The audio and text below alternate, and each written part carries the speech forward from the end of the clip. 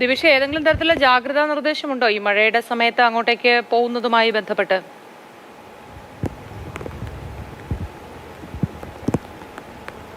ഇല്ല, അങ്ങനെ പ്രത്യേകം എടുത്തു പറഞ്ഞിട്ടില്ല. പക്ഷേ ഈ മഴ കാണുമ്പോൾ ഇവിടെ ഇപ്പോൾ എനിക്ക് തോന്നുന്നു ഇവിടെ ഉള്ളവർക്കൊക്കെ കുറച്ച് ദിവസങ്ങളായിട്ട് ഇവിടെ ഒരു പരിചിതമായിട്ടുണ്ട്.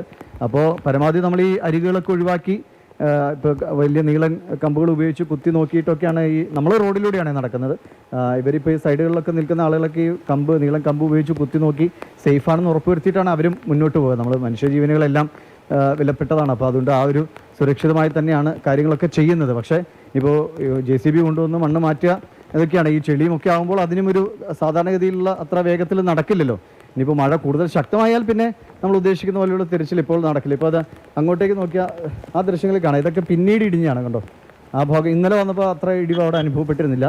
എനിക്ക് ഇന്നലത്തെ മഴയുടെയൊക്കെ ശക്തിയിൽ കുറച്ച് വെള്ളം ഒഴുകിയപ്പോൾ ഇടിവ് സംഭവിച്ചതാകാം. അപ്പോൾ അത് ഇനി ഇവിടുത്തെ ആളുകളും പറഞ്ഞ അങ്ങനെയാണ്.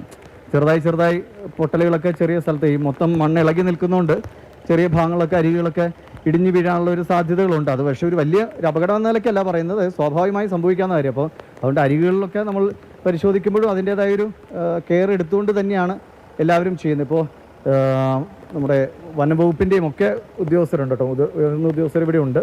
നമുക്ക് അങ്ങോട്ടേക്ക് പോകാമെന്ന് ഞാൻ കരുതുന്നു. പക്ഷേ ഒരു വാഹനങ്ങൾ അങ്ങോട്ട് മൂവ് ചെയ്യാണ്. ഈ മഴ സമയമാണ്. മന്ത്രിമാർ വന്നതിൻ്റെ ഇന്നലെ നമ്മളോട് പറഞ്ഞ കാര്യമാണ് ഞാൻ പറഞ്ഞത്. അതായത് ഇന്നൊക്കെ ഇവിടെയൊക്കെ സന്ദർശിക്കുന്നുണ്ട്. ഇവിടുത്തെ കാര്യങ്ങളൊന്ന് വിലയിരുത്തിയ ശേഷം മന്ത്രിതലത്തിൽ ഒരു പരിശോധന വേണമല്ലോ. നമ്മൾ എല്ലാ ഘട്ടത്തിലും ഇപ്പോൾ ഉദ്യോഗസ്ഥ തലത്തിൽ, ഓരോ വകുപ്പ് തലത്തിൽ ഈ മഴ തുടരുന്നുണ്ട്, കാലാവസ്ഥ ഇങ്ങനെ തന്നെയാണ്.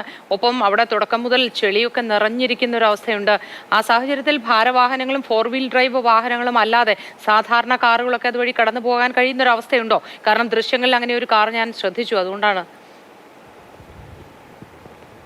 അല്ല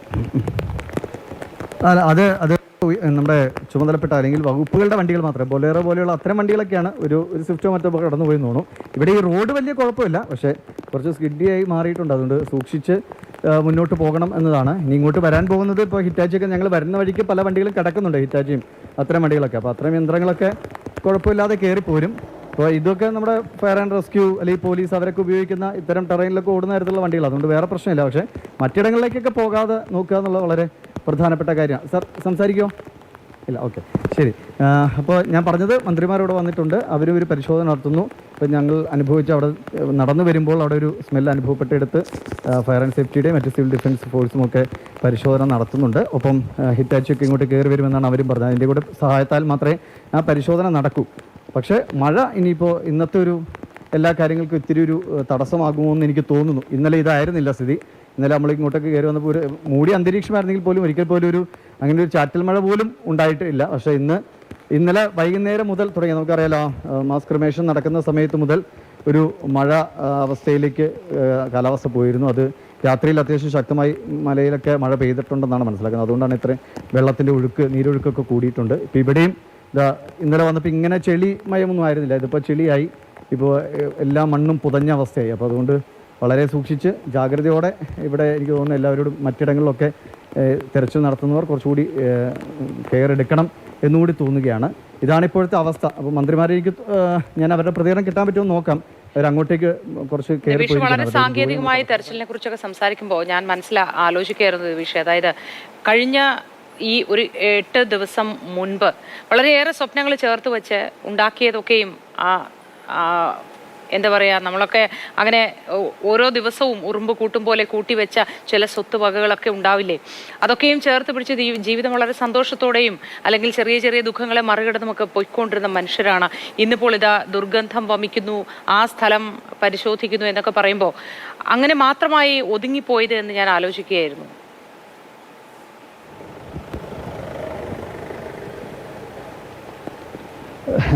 ചേച്ചി, ഇത് മനുഷ്യൻ്റെ അവസ്ഥയാണല്ലോ. നമ്മൾ എന്തൊക്കെ മനുഷ്യൻ നേടിയെടുത്താലും ഒക്കെ അവസാനം കുറേ പേരുടെ ജീവിതങ്ങളെങ്കിലും അവസാനിക്കുന്നത് ഇങ്ങനെ ഒരു സങ്കടകരമായ അവസ്ഥയിലാണല്ലോ എന്ന് ഓർക്കുമ്പോൾ ഞാൻ ഓർക്കുന്നു, ഇതൊക്കെ കാണുമ്പോൾ ബാക്കിയുള്ളവരും ആലോചിക്കേണ്ടത്, നമ്മൾ ഈ എന്തിനും കടിപിടി കൂടുന്ന ഒരു കാലത്താണ്. ഇപ്പോൾ സോഷ്യൽ മീഡിയയിലാണെങ്കിൽ പോലും ഇതിൻ്റെ കാര്യങ്ങളുമായി ബന്ധപ്പെട്ട വാർത്തകൾക്കിടയിൽ പോലും വിദ്വേഷകരമായ അല്ലെങ്കിൽ മറ്റുള്ളവരെ മനസ്സിനെ കുത്തി നോവിപ്പിക്കുന്ന പ്രതികരണങ്ങളൊക്കെ നടത്തുന്നവരൊക്കെ ഇതൊക്കെ കാണട്ടെ. അല്ലാതെ നമുക്ക് എന്താ പറയാൻ കഴിയുക?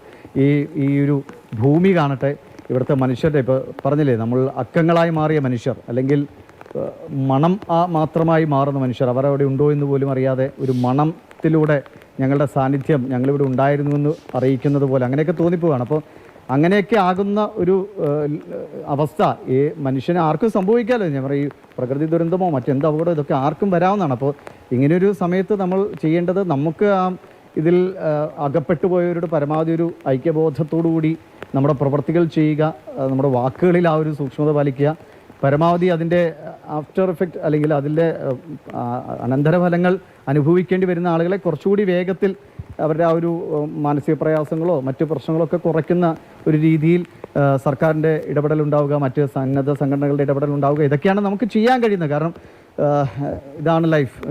എന്തും ഏതും എങ്ങനെയൊക്കെ നേടിയാലും നമ്മൾ എന്തൊക്കെ ആർത്തു വിളിച്ചാലും അവസാനം ചിലപ്പോൾ ഇങ്ങനെയൊക്കെ ഇതൊക്കെ ഈ മരണങ്ങളൊക്കെ സംഭവിച്ച ചില നമ്മുടെ ഡോക്ടർമാർ ചിലരും പറഞ്ഞ് ചിലർ കടുത്ത വേദന അനുഭവിച്ചിട്ടുണ്ടാവും, ചിലർ അതുപോലും അറിഞ്ഞിട്ടുണ്ടാവില്ല.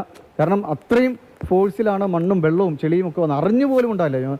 എനിക്ക് തോന്നുന്നു ഏതെങ്കിലും ഇപ്പോൾ കിടന്നുറങ്ങിയിരുന്നവരൊക്കെ ഏതോ ഒരു സ്വപ്നത്തിൽ എന്തോ സംഭവിക്കുന്നത് പോലെയൊക്കെ മരണത്തിലേക്ക് പോയിട്ടുണ്ടാകാം, നമുക്കറിയില്ല. നമ്മൾ അങ്ങനെയൊക്കെ കരുതി പോവുകയാണ്. കാരണം അത്ര വേഗത്തിലാണ്. നമ്മള് മാതൃഭൂമി ന്യൂസിന്റെ ഭാഗമായി പല സാധനങ്ങളും ശേഖരിച്ച് ഈ ക്യാമ്പുകളിലേക്കൊക്കെ എത്തിക്കുന്ന ഒരു ദൗത്യത്തിൽ കൂടിയാണല്ലോ നമ്മളുള്ളത്. വിവിധ സഹായങ്ങളുടെ ഭാഗമായി കൂടി നമ്മൾ മാതൃഭൂമി ന്യൂസ് നിൽക്കുന്നുണ്ടല്ലോ. അതിന്റെ ഭാഗമായി കുറേ അധികം ആളുകൾ എത്രയോ ദിവസമായി അവരുടെ പക്കലുള്ളതെല്ലാം വാരിപ്പെറുക്കിക്കൊണ്ട് ഓടി വരുന്നൊരു കാഴ്ചയാണ് നമ്മൾ പലപ്പോഴും കാണുക നമ്മുടെ ഓഫീസിന്റെ താഴെ ഭാഗത്ത്. ഇന്നലെ ഒരാൾ എത്തിയിരുന്നു. ബി ശ്രീദേവിയമ്മ എന്നാണ് പേര്.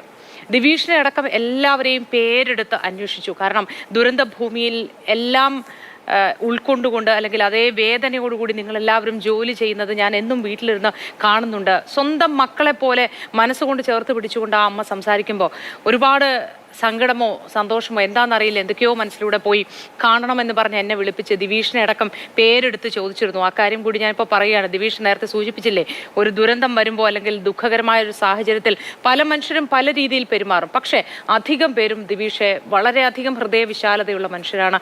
അവരൊക്കെയും സ്നേഹവും സാഹോദര്യവും കനിവും ഒക്കെ നിറഞ്ഞ മനുഷ്യരാണ് എന്ന് മനസ്സിലാക്കേണ്ടിയിരിക്കുന്നു. അവിടെ ഈ ദുരന്ത ഭൂമിയിൽ ഇതൊക്കെ കാണുമ്പോൾ മാനസികമായി തകർന്നു പോകുന്നവർ ഒരുപാടുണ്ട്. ആ കൂട്ടത്തിലാണ് നമ്മൾ മാധ്യമപ്രവർത്തകരുടെ ഒരു സംഘം എന്ന് പറയുന്നത്. ദിവിഷ ആ അവസ്ഥയിലാണെന്ന് എനിക്ക് അറിയാവുന്നത് കൊണ്ട് കൂടിയാണ് ഇങ്ങനെ ഒരു ചെറിയ ആശ്വാസം ഞാൻ പങ്കുവച്ചത്.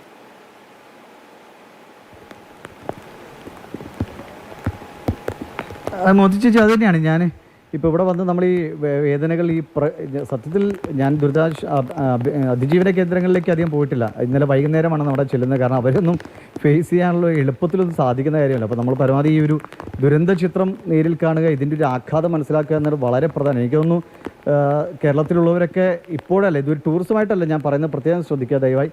ടൂറിസം എന്ന നിലയ്ക്കല്ല, അങ്ങനെയല്ല, ഇങ്ങനെയും മനുഷ്യ ജീവിതത്തിൽ സംഭവിക്കാം എന്നൊരു തിരിച്ചറിവിന് വേണ്ടിയെങ്കിലും എപ്പോഴെങ്കിലും ഒരിക്കൽ ഇവിടെ വന്നു പോവുക എന്നത് ചെയ്യേണ്ട ഒരു കാര്യമാണെന്ന് തോന്നുന്നു. കാരണം അങ്ങനെയും മനുഷ്യൻ്റെ സ്വപ്നങ്ങളൊക്കെ തകർന്നടിയുന്ന സ്ഥിതിവിശേഷങ്ങൾ ഉണ്ടായിട്ടുണ്ട് നമ്മുടെ നാട്ടിൽ. അതുകൊണ്ട് നമ്മളും ജീവിതത്തിൽ കുറച്ച് ജാഗ്രതയോ കുറച്ച് മര്യാദകളൊക്കെ പുലർത്തുക എന്ന് ചിന്തിക്കാനെങ്കിലും, ഇതൊക്കെ പറയുകയാണ് ഈ ഒരു വൈകാരിക നിമിഷത്തിൽ നമുക്ക് തോന്നുന്ന കാര്യങ്ങളാണ്, അതൊക്കെ ചെയ്യുക, പ്രാവർത്തികമാക്കുക എന്നതാണ് ഉദ്ദേശിക്കുന്നത്. അപ്പോൾ അങ്ങനെ വരാവുന്നതാണ്. പക്ഷെ അല്ലാതെ ഈ ഒരു ഘട്ടത്തിൽ വന്ന് ഇവിടുത്തെ കാര്യങ്ങൾക്ക് ബുദ്ധിമുട്ടുണ്ടാക്കുന്ന രീതിയിലാവരുത്. പിന്നീട് എപ്പോഴെങ്കിലും ഇങ്ങനെയും പ്രകൃതി നമ്മളോട് എന്താ പറയുക ക്ഷോഭിച്ചിട്ടുണ്ട്, അല്ലെങ്കിൽ നമ്മളോട് ചിലത് പറഞ്ഞിട്ടുണ്ട്, അങ്ങനെയും പറയാമല്ലേ, പറഞ്ഞിട്ടുണ്ടെന്നൊക്കെ തോന്നുന്ന രീതിയിൽ, പക്ഷെ കുറേയേറെ നമ്മുടെ പ്രിയപ്പെട്ടവരുടെ ജീവൻ എടുത്തുകൊണ്ട് പ്രകൃതി ഇങ്ങനെ ഒരു സംഹാരതാണ്ഡവും ആടിയിട്ടുണ്ട് എന്നൊരു ഓർമ്മപ്പെടുത്തൽ ആണ് ഈ സ്ഥലം എന്നേക്കുമെന്നത് വ്യക്തമാണ്. പിന്നെ ഞാൻ ഇതിൻ്റെ ഇടയിൽ ഒരു മനസ്സിന് തോന്നിയൊരു സന്തോഷകാര്യം പറയട്ടെ. നമ്മളിങ്ങനെ കയറി വരുമ്പോഴേ ഒരു ജീപ്പ് പോകുന്നു, പെട്ടെന്ന് ആ ചെറുപ്പക്കാരൻ നിർത്തിയിട്ട് ചേട്ടാ കഴിച്ചോ എന്ന് ചോദിക്കുന്നു. അങ്ങനെ ചോദിക്കുന്ന ഒരുപാട് പേരുണ്ട്. നമ്മൾ ഇതിൻ്റെ ഒരു ആഘാതം അറിഞ്ഞ ഒരു മനോവിഷമത്തിൽ വന്നു പോകുമ്പോഴും ഒരാളോടെ ഭക്ഷണം കഴിച്ചോ എന്ന് ചോദിക്കുന്നത് എനിക്ക് തോന്നുന്നു ആർക്കും അത് കേട്ട് കഴിഞ്ഞാൽ, നമ്മുടെ വയറ് നിറഞ്ഞിരിക്കുന്ന സമയത്താണെങ്കിൽ പോലും ഒരാൾ സ്നേഹത്തോടെ ഭക്ഷണം കഴിച്ചോ എന്ന് ചോദിച്ചാലേ നമ്മുടെ ഉള്ളിലൊരു വല്ലാത്തൊരു സന്തോഷം അനുഭവപ്പെടും.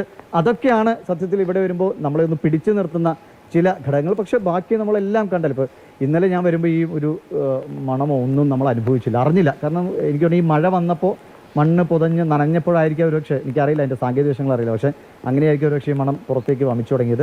പക്ഷെ ഇന്നലെ അതൊന്നും അറിഞ്ഞില്ല. നമ്മളപ്പോൾ വിചാരിച്ചു ഇവിടെ എന്താ പറയുക, ഇതിൻ്റെ ഒരു തെരച്ചിലിൻ്റെ ഫുൾ ഘട്ടം അവസാനിച്ച് കഴിഞ്ഞിരിക്കാം, അല്ലെങ്കിൽ അവസാനിപ്പിക്കാം എന്ന് നമുക്ക് തോന്നിയിരുന്നു. പക്ഷേ ഇപ്പോൾ ഇന്ന് വരുമ്പോൾ അതല്ല സ്ഥിതി. അപ്പോൾ എനിക്ക് തോന്നുന്നു വേണമെങ്കിൽ കുറച്ച് ദിവസങ്ങൾ കൂടി ഈ മഴ ഇങ്ങനെ തുടരുകയാണെങ്കിൽ അതും ബുദ്ധിമുട്ടാണ്. തിരച്ചിൽ എങ്ങനെ നടത്തുന്നുള്ള ബുദ്ധിമുട്ടാണ്. പക്ഷേ ഒരു സ്മെൽ അനുഭവപ്പെട്ടാൽ അവിടെ നമ്മളെങ്ങനെ തിരയാതെ പോകും അല്ലേ? ശരിയാണ് ദിവിഷ, ഇനിയും കണ്ടെത്താനുണ്ട് ഒരുപാട് പേരെ. 186 പേരെയാണ് ഇനിയും കണ്ടെത്താനുള്ളത്. അവരിലേക്കൊക്കെ എപ്പോഴാണ് എത്താൻ കഴിയുക? എല്ലാവരിലേക്കും എത്താൻ സാധിക്കുമോ? ഈ കാര്യങ്ങൾ അനിശ്ചിതത്വത്തിലാണ് എങ്കിൽ പോലും